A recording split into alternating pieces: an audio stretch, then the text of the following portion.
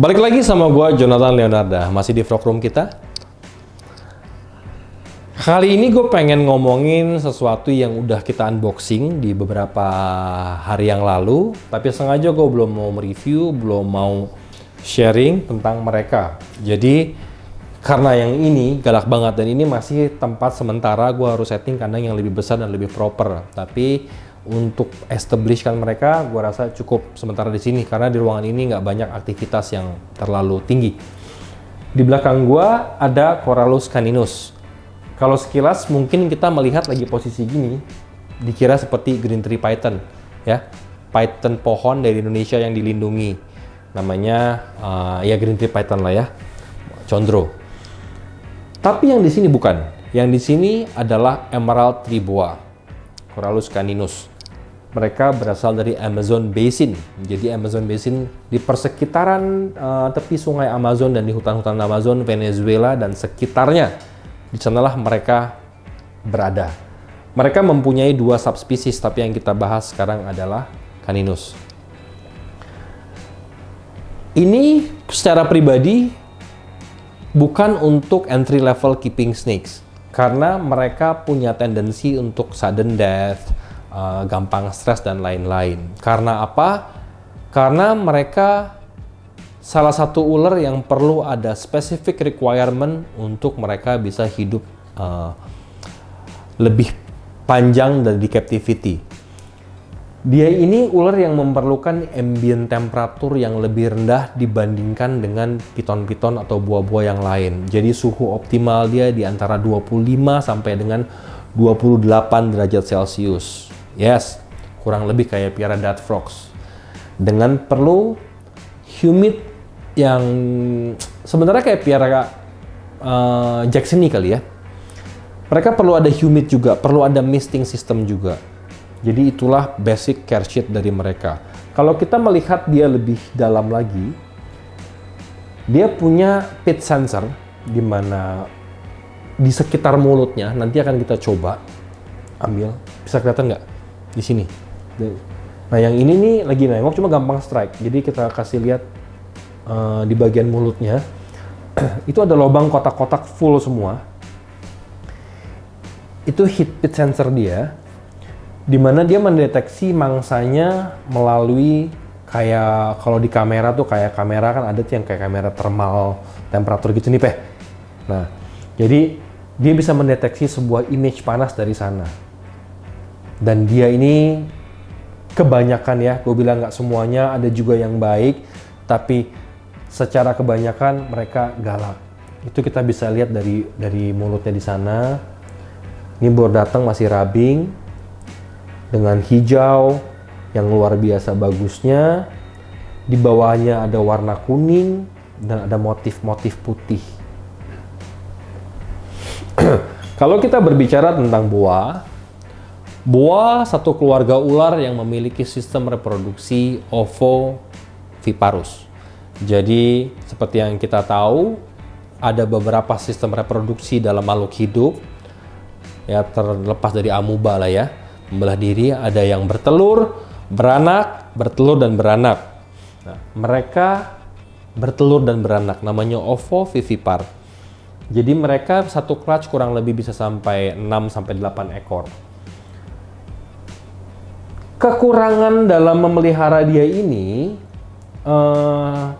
hanya sebagai saran dari gue pribadi sih, bukan dari apa-apa. Mungkin lebih banyak yang expert di dunia perboaan, lebih bisa menjelaskan lebih banyak dan dalam untuk emerald tree boa. Tapi buat gue, ini bukan ular yang buat dimain-mainin, yang kayak lebih di-handle seperti ball python, seperti retic dan lain-lain. Lebih buat display, karena mereka termaksud punya karakter yang cukup pemalu, agresif. Di video unboxing sebelumnya ada sneak peek tentang berapa besar taring dia. Mungkin nanti kita bisa coba gambar di Google ya Nif ya. Taring dia tuh berapa panjang. Dan itu alasan gue kenapa gue tidak mau menghandle mereka. Selain gue tidak mau melukai diri gue, yang kedua tidak mau menambahkan stres pada binatangnya. Karena udah konsekuensi kita, kalau kita mau memelihara binatang galak, binatang yang agresif, ya resikonya akan tergigit. Tapi bisa kita minimalis dengan apa? ya jangan banyak di handle. Gua akan coba ngasih lihat sedikit lebih dekat dalam scalation. Kebetulan ini baru shading, dan yang ini bisa dibuka karena nggak seribet yang ini. Yang ini tuh galak banget. Kita coba ya. Nah, secara warna bagus banget kan? Gua naikin ya. Segini bisa nggak? Seberapa? Apa gini aja? Gini. Nah, kita bisa lihat seberapa bagus warnanya. Seperti standarnya ular lah ya. Kayak ada shining-shiningnya, ada rainbow-nya. Hijau yang solid, bawahnya kuning, ketemu dengan putih solid. Udah nggak ada obat buat display. Jadi kalau dalam keluarga-keluarga tree python atau tree boas atau tree snakes, mereka lebih pada display animal dan dia bisa benar-benar bertahan lama dalam satu posisi yang sama. Mereka akan bergerak ketika perlu thermal temperatur yang berubah.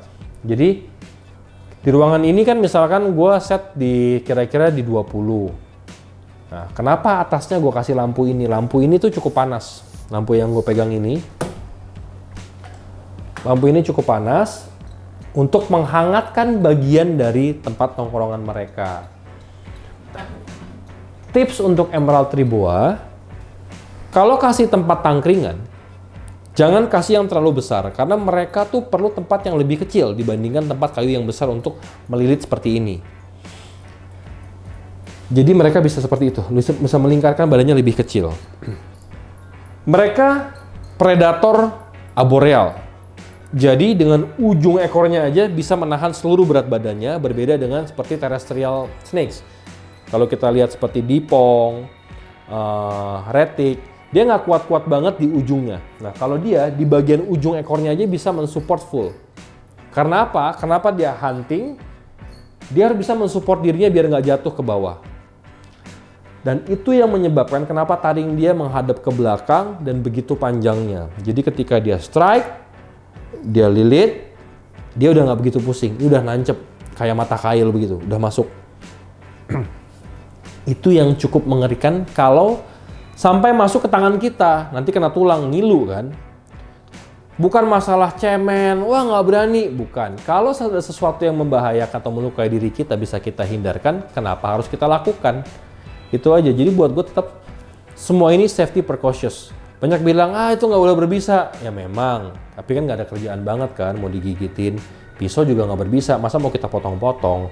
Jadi mendingan hindari hal-hal yang bisa melukai diri kita, daripada itu harus terjadi. Jadi intinya seperti itu.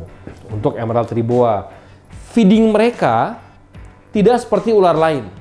Jadi kita bisa feeding dia 1 bulan sekali, karena si emerald tree boa ini memiliki metabolisme pencernaan yang cukup rendah. Jangan di-push makan, makannya sesekali aja.